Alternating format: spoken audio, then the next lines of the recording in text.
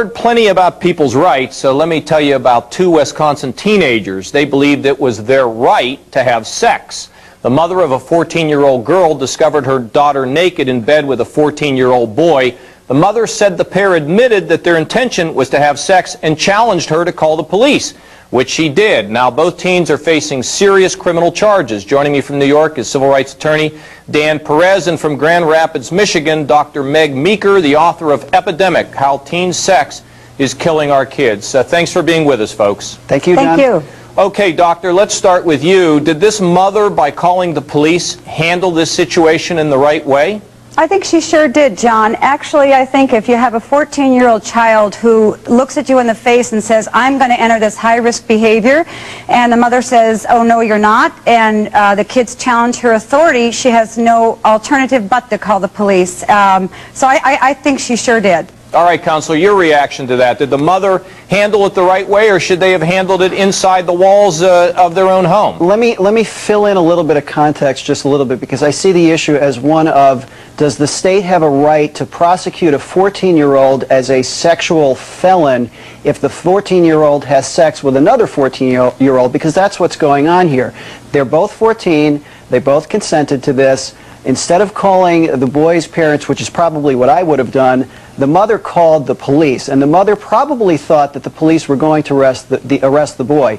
Instead, they arrested both of the kids. The girl, as a matter of fact, has already pled guilty to a misdemeanor, a sexual misdemeanor. The boy is facing sexual assault in the second degree. It's a Class C felony under Wisconsin law. He faces up to 3 years in a juvenile lockup, and it just seems to me that that's a bit draconian given what these two kids were doing. I'm not advocating that 14-year-olds should be having sex, and I'm not taking the position that they have a right to have sex, but the question becomes, when we find kids engaging in sexual conduct together when they're the same identical age, what do we do about it, and do we want to send them away to prison and brand them as sexual felons? You know, it's a good thing you weren't taking that position, because it's indefensible. Now, doctor, and for our viewers, there's a statute in that state that says that the kids, I think it's under the age of 16, are not permitted to engage in sex, and if they do, it is a Class 3 felony. It's up here now. Whoever has sexual contact or sexual intercourse with a person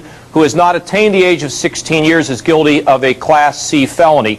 But doctor, how are we going to help these young people by having them charged with a felony that may follow them all through their life? What is your read on that? Well, you know, I'm not a lawyer, I'm a doctor, but I'll tell you something. I think that when you have two 14-year-old kids engaging in sexual activity, purely from a medical standpoint, this is extremely high-risk behavior. You know, there are many rights that we take away from 14-year-old kids: the right to buy cigarettes, the right to drink beer, the right to drive a car. And I think that as Americans, as an adult culture, we really don't look at teen sexual activity as a high-risk, very serious behavior. The truth is, we're living in the midst of an epidemic of diseases amongst our youth that have risen up in the past 10 to 15 years that most Americans aren't aware of. And I think that kids need to be protected from themselves. Do they need to go to jail? No, I don't think so.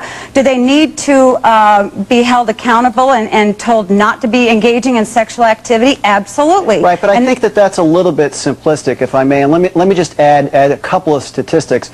According to national surveys, 1 in 5 14-year-olds has lost his or her virginity, so fully 20% of 14-year-olds have already had sex.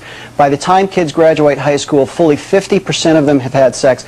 So simply telling them not to have sex is probably not the answer to the question. Hold on, Dan, but you're making the doctor's point, aren't you? She's saying that this is a crisis, and you know, if I read between the lines, doesn't this have a deterrent effect? In other words, if these kids go through this, and 14-year-olds that, I don't know if they're watching Heartland, I hope some of them are, they see this, they're going to say, whoa, wait a minute, I could get in terrible trouble. So isn't there a deterrent effect with this kind of a case? Are you seriously suggesting that we put 20% of our 14-year-olds in juvenile lockups for periods of up to 3 years? Let me give you another example of why this law is so bizarre. In many states, 14-year-olds, believe it or not, and this is going to come as a shock to a lot of people, but 14-year-olds can get married in many states. In New York, the state in which I practice law, for example, if the parents consent, two 14-year-olds can get married to each other. Usually it comes up in the context of them having a child. So let me give you a factual scenario that actually could happen, and this is why it's so bizarre. Let's say our 14-year-old couple gets married in New York. They take a plane from LaGuardia to Milwaukee, Wisconsin, and consummate the marriage that night. A police officer walks in on them consummating their marriage, and instead of them going on a honeymoon, they go off to the juvenile lockup for a period of 3 years. It's absolutely crazy.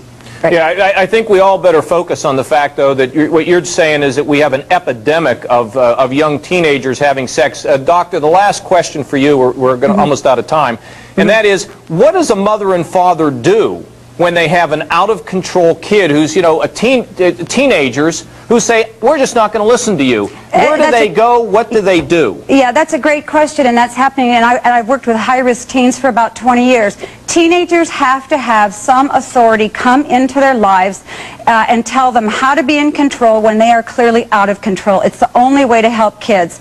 Teen sexual activity, and these kids need help. They absolutely need help. If the parents don't have the authority in the home, then it has to be the law, unfortunately. Well, I think that you both made good points. Dan, very good point. Locking kids up for this, I don't think is right, but there's got to be some alternative to letting kids get away with this. So parents, not the cops. All right, I want to thank you both for being with us tonight. Great. Thank you, John. Thank you, All John. right, college basketball star Patrick Denny.